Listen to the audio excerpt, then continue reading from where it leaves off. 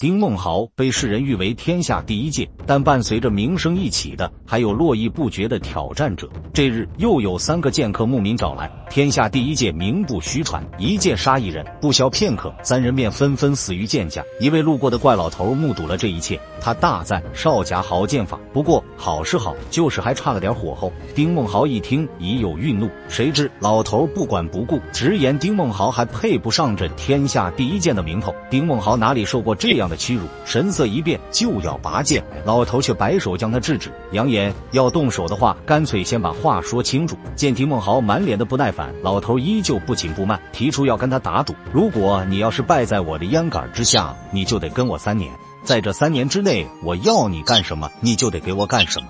丁孟豪哑然失笑，他就没想过会输给这个老头，扬言自己到时候会手下留情，也让老头跟他3年，做个跟班，替他背行李。老头大笑同意，随即装模作样摆开架势。丁孟豪转身就要拔剑，可万万没想到的是，剑还没有拔出来，就被老头用烟杆一招击飞，在地上滚了10余米才停下。这个不起眼的老头竟然是绝世高手，丁孟豪败得彻底，只能乖乖的跟老头回去。来到道馆，老头让丁孟豪做的事非常简单，就是每天跟着他打坐。但丁孟豪心浮气躁，不到半年时间就坚持不住，他大发脾气，要求老头给他换个花样，只要能动手脚都行。老头没说什么，带丁孟豪来到藏经阁，让他把全部经书抄一遍，然后一张一张粘结起来，转到木盘上面，抄完再下去找他。丁孟豪刚开始还在认真抄写，可春季秋来，数月过去，书架的经书连一半都没抄到，他又起心思，准备在木盘中间掺杂一些白纸。没过多久，丁孟豪就下来告诉老头已经完工。老头上来检查，一眼看出他的小伎俩，当场将其拆顺。丁孟豪的手没有起茧，眼睛也是空空洞洞的。老头训斥他，就跟这卷白纸一样，外表好看，里面什么也没有。丁孟豪满脸惭愧，他开始放低姿态找老头商量，自己一介武夫，确实不是读书写字这块料，能不能让他挑水砍柴，干什么粗活都行。于是乎，老头带他来到山门，递给他一个2锤，让丁孟豪砸前面这块石头，不过不能乱砸，要砸出一个造型。老头说完便声称要下山一趟，半年后再回来。转眼半年过去，别说丁孟豪还真的有雕刻天赋，一块石头竟然变为了庄严佛像。他自信满满，本以为老头会满意，没想到老头却说好是好，不过就是太大了。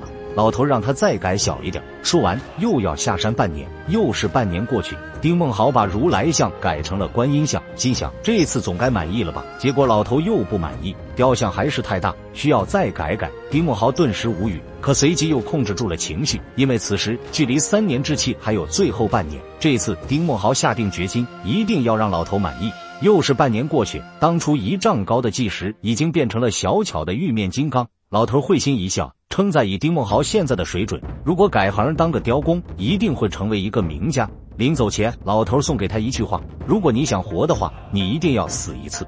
此时的丁孟豪还不明白，这正是老头一直以来想教给他的道理。丁孟豪重出江湖，来到山下，一个剑客向他发起挑战。丁孟豪3年不曾用剑，剑法却是更加出神入化，一招便将对方击倒。他没有像以前一样下死手，而是点到为止，让剑客离开。谁知剑客非要比个你死我活，丁孟豪不得已只能痛下杀手。其实这不是第一个挑战者，2个月以来已经有数十人死于其手。这天又有一个少年找上门，要向他讨教剑法。瞧见此人年仅18，丁孟豪好言相劝，直言自己不会出手。谁知少年将比剑视为终身目标，硬是紧追不舍，非要逼丁孟豪出剑。结果丁孟豪刚拔剑一半，少年就中招了。丁孟豪神情僵毅，他本不想再杀人，可自己的名声却逼迫他不断的杀人。丁孟豪决定退出江湖，做个普通人。他凭着雕刻手艺来到柳家中，成为一个石匠。柳中主为人乐善好施，在江湖上少有仇人。在这里，丁孟豪的生活渐渐安稳下来。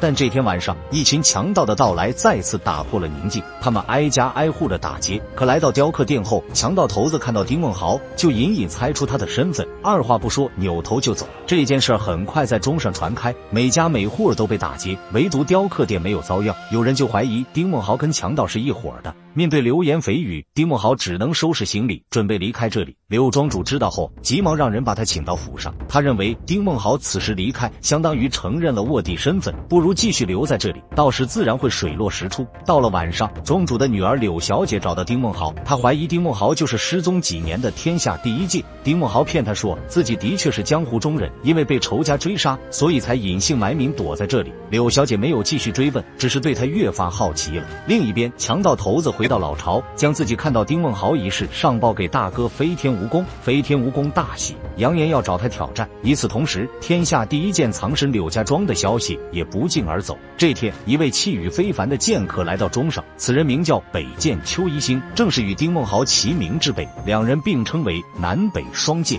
他此行的目的就是要找丁梦豪决出天下第一剑。柳一星一番打听，很快便发现庄上新来的石匠就是自己要找的人。他将丁梦豪约到酒馆，想要跟他一决高下。丁梦豪还要装傻，称自己只是一个石匠。哪知这时，强盗飞天蜈蚣突然杀到中上，庄主带领手下顽强抵抗，可惜根本不是这伙强盗的对手。就在这危难时刻，丁梦豪终于挺身而出，他用竹竿代替宝剑，一招秒杀了飞天蜈蚣。丁梦豪出手相救，无异于自证身份。邱一星当即要向他挑战，可无论他怎么激将丁梦豪，对方始终不愿应战。邱一星大怒离开，扬言一定会让他出手的。丁梦豪回来后，雕刻店已经让人给砸了，柳小姐也被人劫走。丁梦豪怀疑是邱一星干的，可当他找到邱一星对峙，对方却说店是他砸的，劫走柳小姐的却另有其人。如果要想知道是谁，必须要答应跟他比武。丁梦豪只好答应。原来劫走柳小姐的人名为白蛇剑客，也是为了逼丁梦豪现身。白蛇剑客本想一展身手，却不料被邱一星一剑秒杀，柳小姐有惊无险被救回。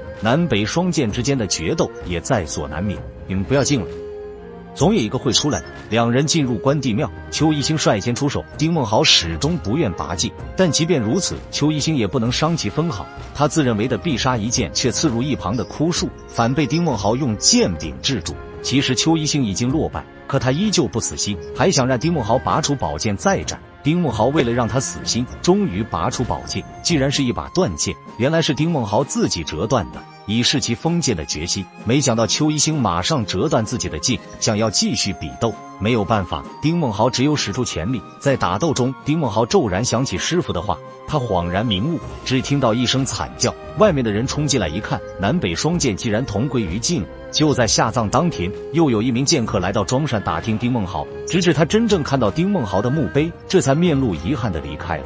只有庄主知道，丁梦豪已经改头换面，正在和自己的女儿窃窃私语。丁梦豪不再背负天下第一剑的盛名，迎接他的将会是真正想要的平静生活。